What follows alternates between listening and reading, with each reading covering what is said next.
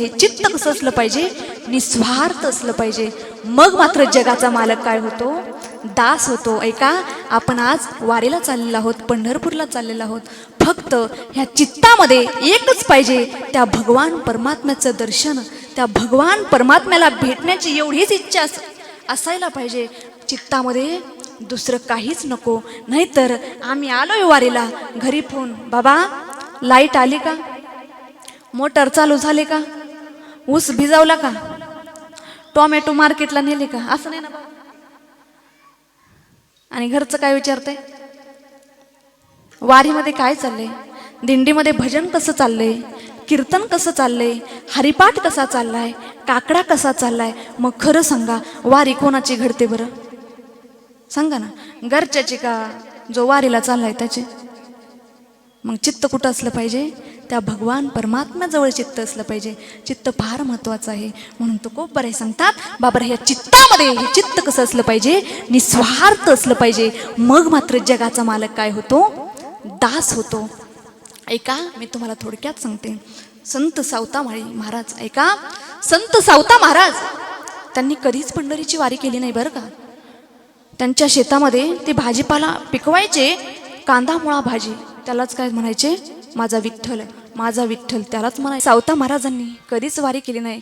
स्वतः पंढरपूरहून भगवान परमात्मा सावता महाराजांना भेटायला आले होते. ऐका, एकदा काय झालं, सावता महाराजांच्या घरी वारकरी जेवणाकरिता आले, दिंडी जेवण्याकरिता आले. त्यावेळेस वारकऱ्यांना सावता महाराजांनी जेवायला घातलं. त्यावेळेस वारकरी निघाले. त्यावेळेस सावता महाराज आपल्या पत्नीला म्हणाले, अगं हे वारकरी रिकाम्या हाताने लावायला नको, आपण काहीतरी त्यांना दान करू. तेव्हा सावता महाराज आपल्या पत्नीला म्हणाले, आपण ह्या वारकऱ्यांना गहू देऊ. तेव्हा सावता महाराजांची पत्नी म्हणाली, बरं देऊ. तेव्हा सावता महाराज त्या वारकऱ्यांना गहू देऊ लागले. तेव्हा सावता महाराजांनी घरात काहीच गहू शिल्लक ठेवला नाही. तेव्हा सावता महाराजांची पत्नी रागाने म्हणाली, अहो आपल्याला पेरण्याकरिता थोडा तरी गहू ठेवा ना, का सगळंच देऊन टाकता.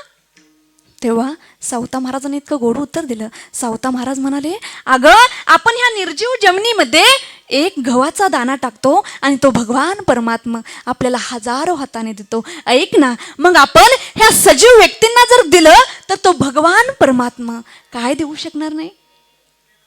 तेव्हा सावता महाराजांच्या पत्नीला सुद्धा आश्चर्य वाटलं, डोळ्यामधून अश्रू आले.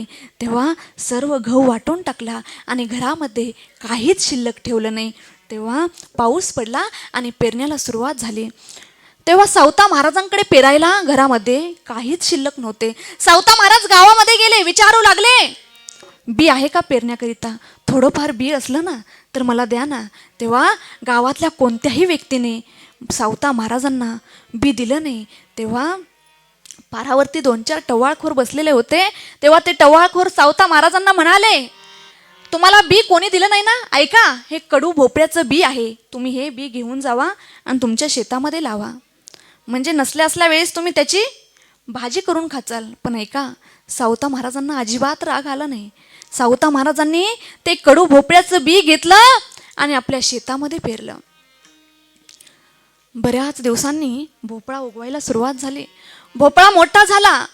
त्या कडू भोपळ्याला भोपळा यायला सुरुवात झाली. पण ऐका, चमत्कार असा झाला, भोपळा एवढा मोठा झाला, एवढा मोठा झाला की एक माणूस बसेल एवढा मोठा भोपळा झाला. गावातल्या सर्व लोकांना आश्चर्य वाटायचं. तेव्हा सावता महाराज रानामध्ये गेले, एक भोपळा तोडला आणि घरी आणला, भाजी करण्याकरिता आणला. तेव्हा सावता महाराजांच्या पत्नीने तो भोपळा चिरण्याकरिता घेतला. ज्यावेळेस तो भोपळा चिरला ना, जसा तो भोपळा चिरला तसे ते भोपळ्यामधून गव्हाची रास चालू झाली. ऐका, एवढा गहू झाला, एवढा गहू झाला, सगळं घर त्या गव्हाने गच्च भरलं. इतकं आश्चर्य वाटलं. ऐका, फक्त ह्या चित्तामध्ये स्वार्थ नसला पाहिजे, मग मात्र जगाचा मालक काय होतो, दास होतो.